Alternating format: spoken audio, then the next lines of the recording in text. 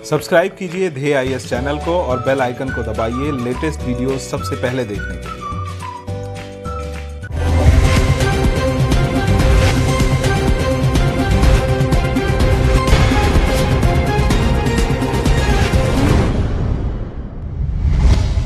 एक तरफ जहां पूरी दुनिया कोरोना वायरस जैसी महामारी को झेल रही है, तो वहीं दूसरी तरफ प्रकृति भी नाराज है।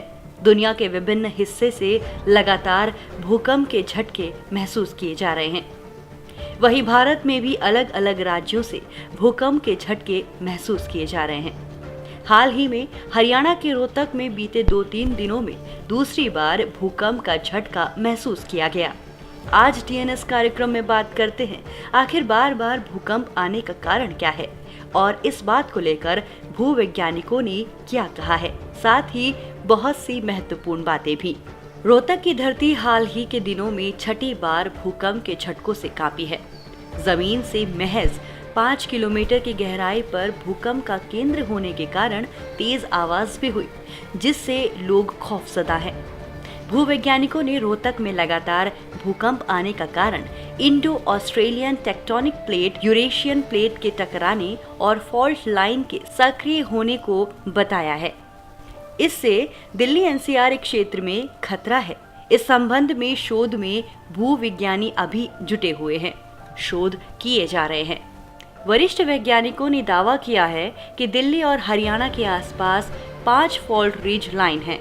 फिलहाल महेंद्रगढ़ देहरादून सक्रिय है। पिछले 2-3 महीने से मथुरा फॉल्ट लाइन में भी सक्रियता के कारण ग्रेटर नोएडा फरीदाबाद तक भूकंप के झटके आ चुके हैं। भूवैज्ञानिकों की रिसर्च में सामने आया है कि धरती के अंदर 7 टेक्टोनिक प्लेटें हैं। भारत इंडो ऑस्ट्रेलियन प्लेट पर टिका हुआ है। ये प्लेट लगातार यूरेशियन प्लेट से टकरा रही है। इनके टकराने से हिमालय क्षेत्र, हिंदू कुश क्षेत्र प्रभावित होने के साथ ही फॉल्ट लाइन या भ्रंश रेखा तक प्रभावित होने से इनमें सक्रियता बढ़ गई है। वरिष्ठ विज्ञानी डॉक्टर JL गौतम का दावा है कि दिल्ली, राष्ट्रीय राजधानी क्षेत्र और हरियाणा के निकट 5 फॉल्ट लाइन या फिर रिज यानी धरती के अंदर उभरा हुआ एक क्षेत्र है।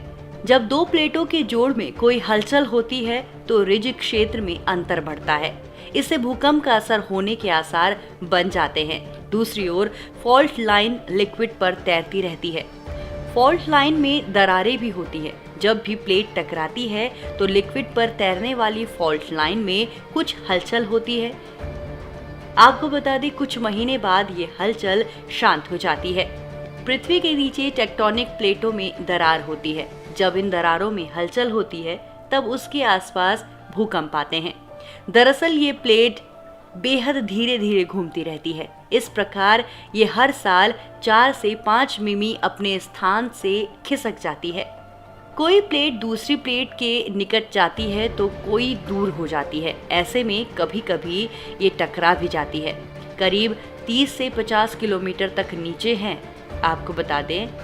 लेकिन यूरोप में कुछ स्थानों पर ये अपेक्षाकृत कम गहराई पर है। वहीं आजकल जोन 4 में भूकंप आ रहे हैं। भूकंप कब आएगा, कितना बड़ा आएगा, मौसम की भविष्यवाणी की तरह इसकी जानकारी पहले नहीं दी जा सकती। पूरी दुनिया में भूकंप आने के बाद ही उसकी स्टडी होती है। ये तो जाना आपने कि किस प्रकार से भूकंप आता है। अब बात करते हैं महेंद्रगढ़ देहरादून फॉल्ट लाइन पर। महेंद्रगढ़ देहरादून फॉल्ट लाइन से हरियाणा के 4 जोन प्रभावित होते हैं। Delhi Haridwar ridge fault line और दिल्ली सरगोदा फॉल्ट लाइन से दिल्ली और आसपास के क्षेत्रों में प्रभाव पड़ता है। मथुरा फॉल्ट लाइन से ग्रेटर नोएडा, फरीदाबाद व इस फॉल्ट लाइन में दिल्ली का क्षेत्र प्रभावित होता है। सोना फॉल्ट लाइन से गुरुग्राम क्षेत्र प्रभावित होता है।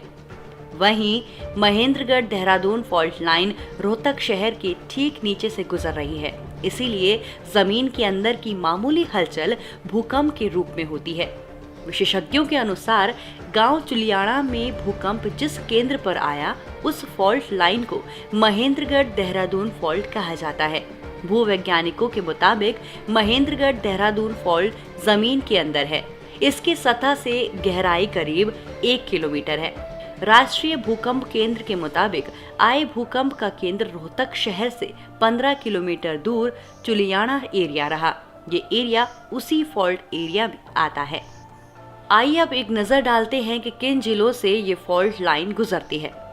महेंद्रगढ़ देहरादून फॉल्ट लाइन हरियाणा के महेंद्रगढ़ से शुरू होकर झज्जर, रोहतक, सोनीपत, पानीपत होती हुई देहरादून में हिमालय के नीचे चली जाती है। हिमालय से जुड़े होने की वजह से फॉल्ट में हलचल बनी रहती है। इस फॉल्ट लाइन पर छोटे छोटे भूकंप आते रहते हैं। वहीं आपको बता दें, आपदा प्रबंधन अधिकारी सौरभ का कहना है कि आधा रोहतक जिला जोन 4 में आता है, जबकि कुछ जोन 3 में तो अहम जोन 2 में है। जोन 4 में भूकंप से नुकसान की अधिक संभावना होती है। आपदा से अधिक नुकसान गलत निर्माण कार्यों से होता है।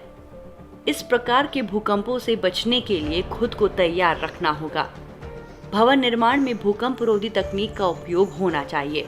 अधिक नुकसान की संभावना आपको बता दें ऊंची इमारतों में होती है। वहीं हरियाणा के 12 ऐसे जिले हैं जो भूकंप के चलते संवेदनशील हैं। जोन 4 में आने वाले जिले संवेदनशील माने जाते हैं। जोन 3 कम प्रभावित क्षेत्र, जबकि जोन 2 में भूकंप आने की बेहद कम संभावनाएं हैं। रोहतक में पहले 4.1 तीव्रता का भूकंप भी दर्ज किया गया था, फिर 2.4 और 2.8 तीव्रता का मापा गया। 13 से 14 साल पहले जिद में भी इसी तरह के भूकंप आते थे। तब दिल्ली सरगोदा रिज पर हलचल रहती थी। साल 1720 में इस रिज में 6.7 क्षमता का भूकंप आया था और दिल्ली व समीपवर्ती इलाकों में भारी तबाही हुई थी। वहीं अब 300 साल में ये रिज शांत है। चलिए एक नजर डालते हैं भारत में भूकंपीय जोन की सूची पर। भूकंपीय इतिहास के आधार पर भारतीय मानक ब्यूरो द्वारा देश को 4 भूकंपीय क्षेत्रों यानी जोन 2, जोन 3, जोन 4 और जोन 5 में वर्गीकृत किया गया है।